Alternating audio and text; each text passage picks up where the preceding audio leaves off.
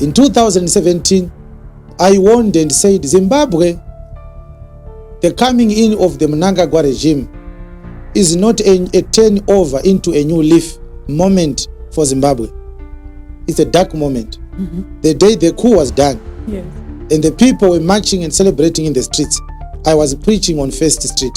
I never joined those who were marching. The Lord said, don't dare join this march. These people don't know what they are marching about. Go and tell them. And I said, this new regime is not going to improve the Zimbabwean situation. It's going to get worse. And I cited so many things. I said the manner in which they removed Mr. Mugabe was not approved by God. That's what I said. They used the people in the streets to show the international community that Mugabe was removed by public disapproval. But Mugabe was removed by a military coup. He was under house arrest. And that coup was not bloodless. People died in that coup. And so many people do not want to admit that.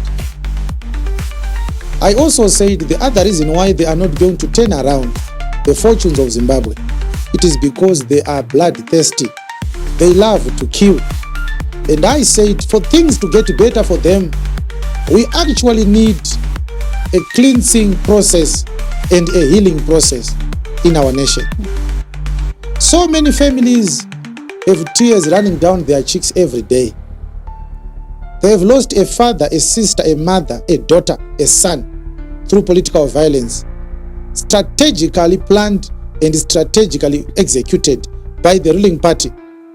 The people who did those planning are the ones that are in the executive right now. And this is why everything that they touch, it dies. They have cursed hands. I said it. I said, Mr. Mnangagwa's hands are cursed. If he touches a newborn baby, the newborn baby will die. If he touches an old man, the old man will die.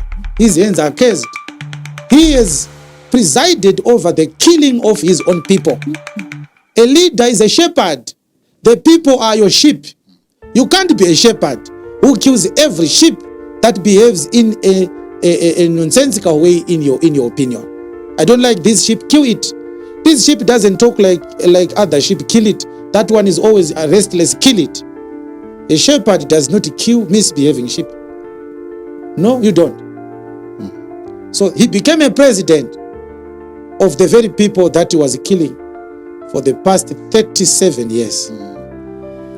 And when it matters, when it comes to blood, it matters. Blood matters, my brethren. Zimbabweans, blood matters. Ropa rine basa mfunge. Azvina mhosva kuti munhu makamisira mushonga mwe poison mutii kana kuti makamutsika nemotikari kana makamufura nepfuti. Panofa munhu pega pega mwari anenge akapatarisa. There is one thing that God will never turn a blind eye on. It's the murder of innocent people. There is nothing you can do.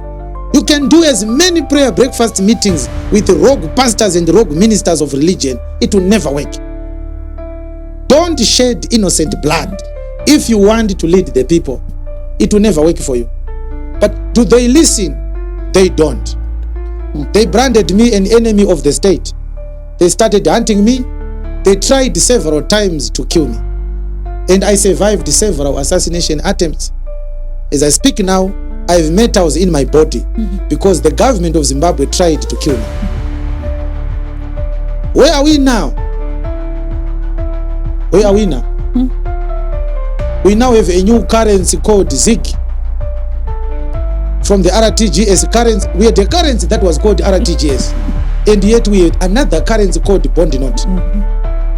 Three currencies in one era, in Mnangagwa's era. We have three types of Zimbabwean currencies. The first one was called bond note. The second one was the RTGS. This time we have a ZIG. And what do they say? They say the new currency, $1 of the ZIG currency is worth more than $2,000 of the RTGS currency. How can a central bank print different currencies for the same state with different exchange rates? How can we have an exchange rate for a Zimbabwean currency? One RTGS versus one ZIG currency. That's embarrassment. And listen to me. What is more embarrassing is until today, not even the finance minister nor the president, nor the central bank governor has admitted that their fiscal or their monetary policies have failed. The introduction of the Zig currency is an indirect admission of monetary policy and currency failures. It's a failure. There is no other explanation. Why are you replacing the RTGS with the Zig currency? It doesn't. So what the Zimbabwean government is doing is that each time they fail to quell economic crisis, they come up with a new currency. It's like a woman who, after breaking up with every boyfriend, she changes her name. She was Rhoda when she was dating Prince. After their breakup with the Prince, she changes her name. My name is now Queen. And she dates John. After I break up with John, she changes her name. My name is now Mary. Madam, your name is not the problem. Your character is the problem. You can change makeup, you can change your dresses, you can change your names. It will never improve your character. Now, my point as a man of God is that all hope is not entirely lost. Amen. They can start afresh, these guys, and say, look, let us do things differently. I want in October and August 2022, I want in January 2023, I said, don't do elections, it's a waste of money. Build hospitals instead. There's nothing that is going to change. These guys have already lost the elections. They've stolen the elections already. They've already done a lot of preparations to make sure they tilt the electoral process to their favor. The opposition leaders, as arrogant as they always are, they disobey, they never listen. Just like the centurion in Acts 27. They said, this thing is ours. We know what we are doing. God is in it. It's embarrassing now. They are going to form a new movement with a new color. They are going to have a blue color now. Yellow was dumped. They now have blue. Next time they are going to start another one with a black color. Zvikuitwa nezanu nezvikuitwa na Chamisa zvakafanana. Zanu rikakundikana kurana economy, inoprinta new currency with a new name. Proposition ikafoira politics, inochinja color, yochinja zita. Kunge vanhu vakazvarwa namai vamwe. From MDC to MDC Alliance to Triple C, from red to yellow, now they have a blue color. These ones, they started with a bond note, they have an RTGS. Now we are in the Zig currency mode. It's embarrassing. But I said it now, and that's why I asked the pastor to read Acts 27, verse 21b again. Pastor, could you read it again? Says, you should have hearkened unto me. Let's end there. Did I not say it? You said it. Says, you should have listened to me. Yes. Huh? You should have listened to me. I know I'm very small in your eyes.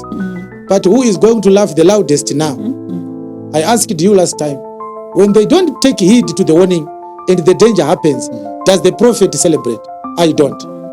I don't celebrate that our economy has plunged into new abysmal levels of uselessness and turmoil and disorder and stagnation. I don't celebrate. It is my desire to see things working in Zimbabwe. I want to see people visiting hospitals that are working. I want to see parents being able to afford the school fees, which they can't nowadays. I want to see people buying commodities at fair standard prices. It is only in Zimbabwe that a 2-liter bottle of Mazoe costs $5. 2 liters of drink in other countries, it's $1 something, $2 something at most. $5 to buy a concentrate of a 2-liter bottle of drink. It's embarrassing. They have failed. They have failed. They have failed. Mr. Makandiwa, he said, Mr. Mnangagwa is doing a wonderful job in bringing back our economy. Of course, Mr. Makandiwa cannot comment on these things. He is not only a spiritual empty soul, he is also an empty head. He doesn't know the economic indicators that are used to analyze whether the functions of an economy are on the negative or on the positive side. You have to look at the balance of payment. We are importing more than we are exporting. That is not a positive indication of progress of an economy. You have to look at the exchange rate. You have to look at the per capita income of the economy, the ordinary citizen. You have to look at the standard of living You have to look at the minimum wage.